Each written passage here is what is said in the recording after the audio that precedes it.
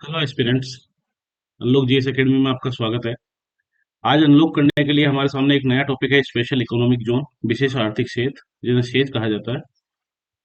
इस वीडियो में हम चर्चा करेंगे सेज के बारे में विस्तार से। सेज के ऑब्जेक्टिव क्या है, सेज की स्थापना कैसे हुई, क्या किस तरह के एग्जाम्शन सेज में दिए जाते हैं, क्या चैलेंजेस हैं आज के टाइम में सेज के सामने, और सरकार इससे संबंधित किस तरह के उपाय कर रही है, कौन सी कमेटी बनाई गई है और किस तरह के रिकमेंडेशन उस कमेटी ने दी है। उसके बाद सरकार का क्या प्रस्ताव है आगे काम करने का इस सेज के उपलक्ष्य में। इस पे हम विस्तार से चर्चा करेंगे, तो आइए चर्चा शुरू करते हैं। स्पेशल इकोनॉमिक जोन देश के उस क्षेत्र को बोला जाता है, उस भौगोलिक क्षेत्र को बोला जाता है जहां पर देश में लागू वित्तीय कानूनों की अपेक्षा एक नरम कानून जो राजकोषीय रियायत के साथ दिए जाते हैं, ताकि वहां से मैन्युफैक्चरिंग बढ़ सके, इन्वेस्टमेंट बढ़े और फाइनली एम्प्लॉयमेंट बढ़े, जीडीपी बढ़े। तो सेज ए रीजन होता है of a country subject to different economic regulation than other regions of the same country. Asia की बात करते हैं, एशिया का जो पहला एक्सपोर्ट प्रोसेसिंग जोन स्थापित किया गया था वो 1965 कांडला गुजरात में स्थापित किया गया था, इस जगह पे। उसके बाद से स्पेशल इकोनॉमिक जोन से एक्ट 2005 में आता है सेज एक्ट, जिसको कहते हैं विशेष आर्थिक क्षेत्र अधिनियम 2005। और सन 2000 से 2005 के बीच में special economic zones mainly foreign trade policy के प्रोविजन के तहत काम करते हैं और कुछ रिलेवेंट स्टेट्यूट के तहत जिनमें राजकोषीय रियायत उनको मिलती है। हाल की बात करें तो एट प्रेजेंट 379 के आसपास सेज भारत में नोटिफाइड है और लगभग 265 सेज ऑपरेशनल हैं। इन ऑपरेशनल सेज की बात करें स्पेशल इकोनॉमी जोन की, तो इनमें भी 64% के आसपास सेज केवल 5 स्टेट में स्थापित हैं, जो कि साउदर्न स्टेट और वेस्टर्न स्टेट है, महाराष्ट्र, कर्नाटका, आंध्र प्रदेश, तमिलनाडु और Telangana. Board of approval apex body होता है सेज का, जो कि हेड करते हैं सेक्रेटरी डिपार्टमेंट ऑफ कॉमर्स के, मिनिस्ट्री ऑफ कॉमर्स में। अगर ऑब्जेक्टिव की बात करें कि सेज को लाने के उद्देश्य क्या थे, तो मेनली 5 उद्देश्यों की बात की जाती है कि एडिशनल इकोनॉमिक एक्टिविटी को बढ़ाने की बात है mainly. Development of infrastructure facility, says की स्थापना के साथ इंफ्रास्ट्रक्चर फैसिलिटीज बढ़ती हैं और इसी इंफ्रास्ट्रक्चर फैसिलिटी के बाद इन्वेस्टमेंट आता है। Promotion of exports of goods and services, says का जो अंतिम उद्देश्य है वो यही है कि गुड्स और सर्विसेज का एक्सपोर्ट हो, ज्यादा से ज्यादा गुड्स एंड सर्विसेज प्रोड्यूस हो और उनका एक्सपोर्ट किया जा सके, ताकि बैलेंस ऑफ ट्रेड हमारे पक्ष में रहे। Promotion of investment from domestic and foreign sources, domestic और फॉरेन सोर्सेज दोनों से ही इन्वेस्टमेंट का प्रमोशन हो। And finally creation of employment and opportunity, ताकि बेरोजगारी की जो समस्या है उसको दूर किया जा सके, मैन्युफैक्चरिंग बढ़े, एम्प्लॉयमेंट बढ़े। इस ऑब्जेक्टिव्स को आप सिंपल न्यूमेरिक्स की तरह याद रख सकते हैं, EIEIE, economy, infrastructure, exports, investment and employment. अगर चर्चा करें स्पेशल इकोनॉमिक जोन्स में एग्जाम्शन के बारे में कि किस तरह की एग्जाम्शन दी जाती हैं, किस तरह के टैक्स कट दिए जाते हैं, हाल में जो टैक्स कट्स और एग्जाम्शन दी जा रही हैं वही इस तरह से। जीएसटी में लिवाइज में जो इम्पोज है स्टेट गवर्नमेंट करती है उसको एग्जाम किया जाता है। सेज में जो सप्लाईज होती है उनको जीरो रेटेड रखा जाता है, उन पर टैक्स नहीं लगा जाता। आईजीएसटी एक्ट 2017 में ये प्रोविजन रखा गया था। मिनिमम अल्टरनेट टैक्स, जो कि किसी कंपनी के मुनाफे को छोड़कर लगाया जाता है, उसके मुनाफे को नकार कर लगाया जाता है, ताकि मुनाफा कितना भी हो, कितना भी प्रॉफिट हो कंपनी का, मिनिमम अल्टरनेट टैक्स लगाया जाता है। उससे भी राहत दी गई है सेज को, सेज में स्थापित इकाइयों को इंपोर्ट ड्यूटी से राहत दी जाती है। कुछ स्टेट्स के द्वारा, सर्टेन स्टेट्स के द्वारा इलेक्ट्रिसिटी के सेल पर और इलेक्ट्रिसिटी ड्यूटी पर एग्जाम्शन दिया जाता है। मल्टीपल क्लियरेंस से एग्जाम्शन दिया जाता है, सिंगल विंडो क्लियरेंस रखने का काम किया जाता है। और सेज के उद्देश्य में सबसे पहले यही था कि सिंगल विंडो क्लियरेंस दिया जाए, ताकि कंपनियों को किसी तरह के सेटअप करने में परेशानी नहीं हो। 100% इनकम टैक्स एग्जाम्शन दिया जाता है ऑन एक्सपोर्ट इनकम पहले 5 साल तक, और उसके बाद अगले 5 साल तक 50% इनकम टैक्स पे एग्जाम्शन दिया जाता है एक्सपोर्ट इनकम पे। 50% ऑफ द एक्सपोर्ट प्रॉफिट री इन्वेस्ट किया जाता है इन द बिजनेस अगले 5 साल के लिए। इसी के साथ कस्टम ऑफिसर की हमेशा सेज यूनिट्स में प्रेजेंस होती है to facilitate and expedite trade process, ताकि ट्रेड प्रोसेस सुचारू रूप से चलती रहे, उनको फैसिलिटेट किया जा सके। और सेज डेवलपर्स को कई स्टेट्स के द्वारा कंसेशनल रेट्स पे ऑफर लैंड ऑफर की जाती है। मिनिस्ट्री ऑफ कॉमर्स और इंडस्ट्री ने जो भी डेटा प्रोवाइड करवाया है उसके तहत सेज एक्सपोर्ट जो है 2005-6 में, जो कि $3 बिलियन से शुरू हुआ था, आज 2020-21 में लगभग 102 बिलियन डॉलर के आसपास पहुंच चुके हैं। और इन्वेस्टमेंट की अगर बात की जाए स्पेशल इकोनॉमिक जोन्स में, जो कि 0.54 बिलियन डॉलर था 2005-6 में, 2020-21 में 83.12 बिलियन डॉलर के आसपास पहुंच गया है। सेज ऑपरेशंस यूनिट की बात की जाए तो सेज में जो जॉब्स प्रोवाइड करवाई गई हैं अब तक, जो कि 2005-6 में लगभग 1,34,000 पर्सन एम्प्लॉय थे, उसके बाद बढ़ के 2020-21 में लगभग 23,58,000 पर्सन अभी सेज में एम्प्लॉयड है। तो सेज मेनली इन्वेस्टमेंट बढ़ाने का काम कर रहा है, एक्सपोर्ट बढ़ाने का काम कर रहा है, और फाइनली इसके तहत एम्प्लॉयमेंट बढ़ाने का काम कर रहा है, जो कि ओवरऑल ग्रोथ के लिए सुटेबल है।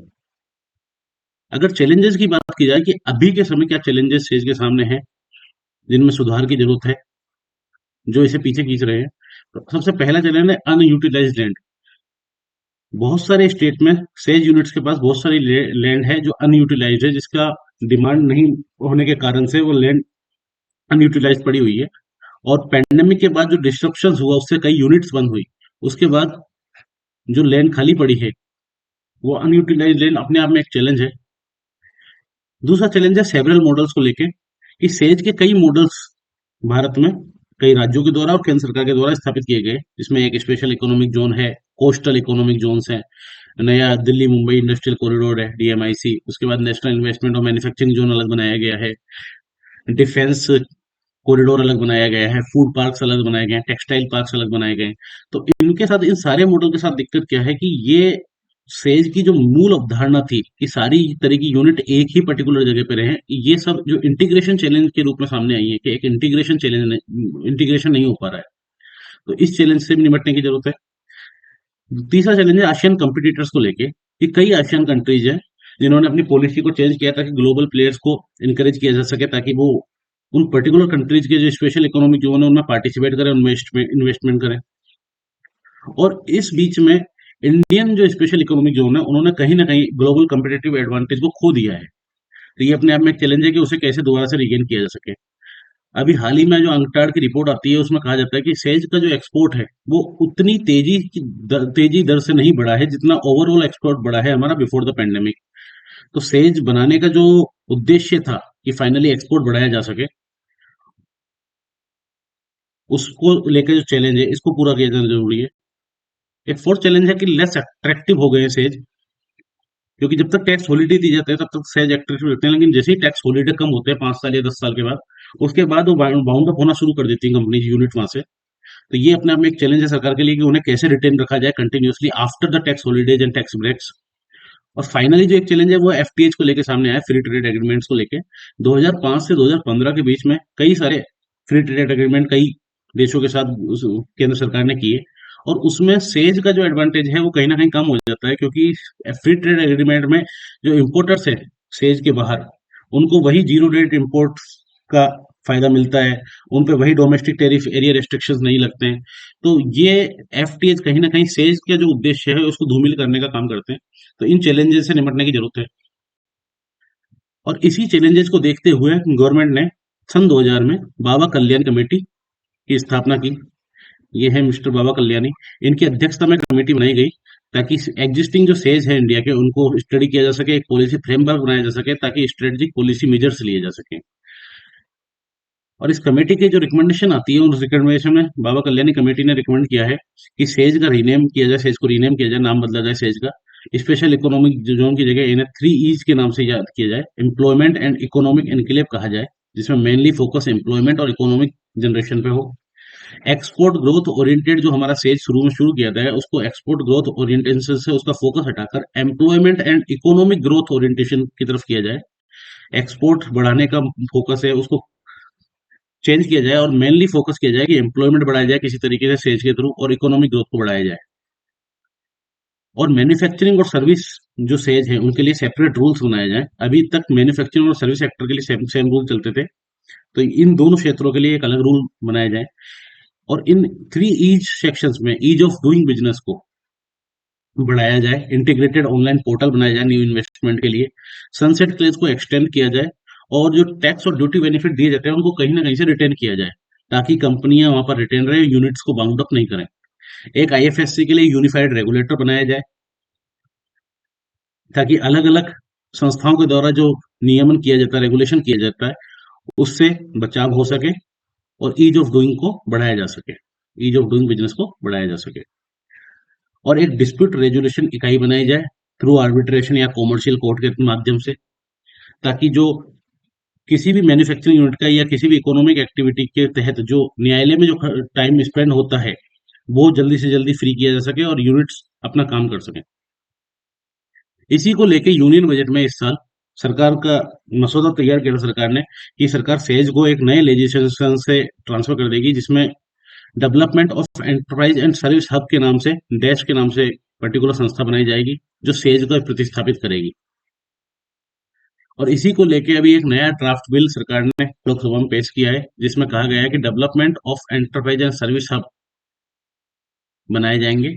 सेज को development of enterprise and service hub कहा जाएगा, डैश। और ये सेज की ही अप्रोच को आगे बढ़ाएगा, लेकिन दो क्रूशियल चेंज के साथ। इसमें जो positive net foreign exchange requirement है उसका रिमूव कर दिया जाएगा और डोमेस्टिक मार्केट को एक्सेस किया जाएगा। और ये दोनों चेंजेस इन प्रिंसिपल नेसेसरी हैं डब्ल्यूटीओ के जो रूल्स हैं उनसे कंप्लाइंट करने के लिए, जो कि लॉन्ग पेंडिंग डिमांड थी इस पर्टिकुलर इंडस्ट्री की। वित्त मंत्री ने भी अभी तीन ऑब्जेक्टिव्स के बारे में बात की कि नए लेजिस्लेशन के तीन ऑब्जेक्टिव जो इंपॉर्टेंट होंगे वो यही होंगे कि ये कवर करेंगे ऑल लार्ज एग्जिस्टिंग और न्यू इंडस्ट्रियल एनक्लेव्स को, ताकि यूटिलाइज किया जा सके जितना भी अवेलेबल इंफ्रास्ट्रक्चर है, जितनी भी अनयूटिलाइज लैंड है। और स्टेट्स को इनेबल किया जाएगा ताकि वो पार्टनर बन सके इन हब डेवलपमेंट में, जो development of enterprises and service hub बनाए जाएंगे देश, इनमें स्टेट्स को भी इनेबल किया जाएगा ताकि वो पार्टनर बन सकें और सेंट्रल और स्टेट मिलके साथ में इकोनॉमिक एक्टिविटी बनाने के लिए, इनको सफल करने के लिए काम कर सकें। और एक्सपोर्ट कॉम्पिटिटिवनेस को इनहेंस किया जाएगा, क्योंकि एक्सपोर्ट कॉम्पिटिटिवनेस इनहेंस होगा तभी जाके इकोनॉमिक एक्टिविटी बढ़ेगी, एक्सपोर्ट बढ़ेगा फाइनली आपका, और एम्प्लॉयमेंट बढ़ेगा। फॉरेन इन्वेस्टर्स की बात करें, फॉरेन इन्वेस्टर अभी चाइना को फ्ली कर रहे हैं, चाइना से बाहर निकल रहे हैं, क्योंकि अभी जो हेजेमोनिक बार चल रहा है यूएस और चाइना के बीच में, उसके बाद बहुत सारी कंपनियां चाइना से बाहर निकल के कहीं दूसरे देशों में अपनी यूनिट्स लगा रही हैं। अब कई एशियन कंट्रीज इस चीज में कम्पीट कर रही है कि किसी ना किसी तरीके से इन्वेस्टमेंट अपने देश में लाया जाए और अपनी सेज पॉलिसी को, स्पेशल इकोनॉमिक जोन पॉलिसी को किसी न किसी तरह से अट्रैक्टिव बनाया जाए। इंडिया का जो ये प्रपोज्ड हब्स बनाने का सीन है, development in economic special hubs dash, ये कम्पीट करेगा उन सब कंट्रीज से और अपने प्रीवियस सेज मॉडल से। बांग्लादेश की अगर हम बात करें एग्जांपल के रूप में, तो बांग्लादेश ने सेज में अभी एग्जम्पशन दिया है 16 नेशनल लॉज से, 10 ईयर का टैक्स ब्रेक दिया जाता है वहां पर, वेल क्राफ्टेड ओएसएस सिस्टम है। और बांग्लादेश इकोनॉमिक जोन अथॉरिटी है जो ऑटोनोमस बॉडी है, जिसकी चेयरमैन है खुद प्राइम मिनिस्टर, जो इसको देखती है। तो वहां पे जो सिंगल विंडो क्लियरेंस की बात की जाती है, ये इजीली हो जाता है और इसीलिए कंपनियों को फायदेमंद होता है कि वो बांग्लादेश में जाके सेटअप कर सके। इंडिया को बहुत समय से कई फॉरेन इन्वेस्टर ने टैग किया है कि डिफिकल्ट प्लेस है बिजनेस करने के लिए। बावजूद इसके कि ईज ऑफ डूइंग बिजनेस में हम पिछले 3-4 साल से बहुत अच्छा कर रहे हैं, लेकिन उसके बाद भी अगर देखा जाए तो मिनिस्ट्री ऑफ कॉर्पोरेट अफेयर्स का ही डेटा है कि 2017 में लगभग 3361 फॉरेन कंपनीज एक्टिव थी और ये नंबर डिक्लाइन होता है दिसंबर 2021 में। दिसंबर 2021 में केवल 33 यूनिट्स रह जाती हैं। तो अकॉर्डिंग, और यूएस स्टेट डिपार्टमेंट की बात करें तो इंडिया का जो मेजर चैलेंज है वो इसकी इनेबिलिटी है, जो रेगुलेटरी जो रिजीम है उसको सिंप्लीफाई नहीं कर पाना और ब्यूरोक्रेटिक इंटरवेंशन की वजह से, करप्शन की वजह से कई स्तरों पे बिजनेस करना मुश्किल हो जाता है। तो गवर्नमेंट का जो ये कंसिडर करने का सीन है कि नया बिल लाया जाए जिसमें डैश करके यूनिट्स बनाई जाए और स्टेट्स को भी उसमें एम्पावर किया जाए ताकि वो एक पार्टनर बन सकें इकोनॉमिक एक्टिविटी को बढ़ाने के लिए, ये एक सही कदम है। अभी हाल ही में जो करंट की एक इंपॉर्टेंट न्यूज है कि गवर्नमेंट एक और प्रपोजल को कंसिडर कर रही है जिसमें सेज यूनिट से 100% वर्क फ्रॉम होम को लागू किया जा सके, ताकि जो छोटे शहरों से लोग काम करते हैं वो वर्क फ्रॉम होम के तहत काम कर सकें और ताकि एम्प्लॉयमेंट एक्टिविटीज को बढ़ाया जा सके। अभी commerce and industry minister Piyush Goyal ने इस बारे में चर्चा भी की और उनका मानना था कि हम इसको बहुत सीरियसली कंसिडर कर रहे हैं और हम चाहते हैं कि वर्क फ्रॉम होम 100% शुरू किया जा सके सेज यूनिट से। इस तरह से हमने सेज के चैलेंजेस देख लिए, ऑब्जेक्टिव देख लिए, सेज कहाँ कहाँ पर है ये भी देख लिए, सेज के लिए अभी करंट में क्या चीज चल रही है वह भी हमने डिस्कस की। ये बिल जब भी एक्ट बनता है उसके बारे में हम दोबारा से चर्चा करेंगे। तो इस तरह से हमारी चर्चा आज की समाप्त होती है। बहुत बहुत धन्यवाद। अनलॉक जीएस एकेडमी को सब्सक्राइब करें, शेयर करें, लाइक करें। Thank you.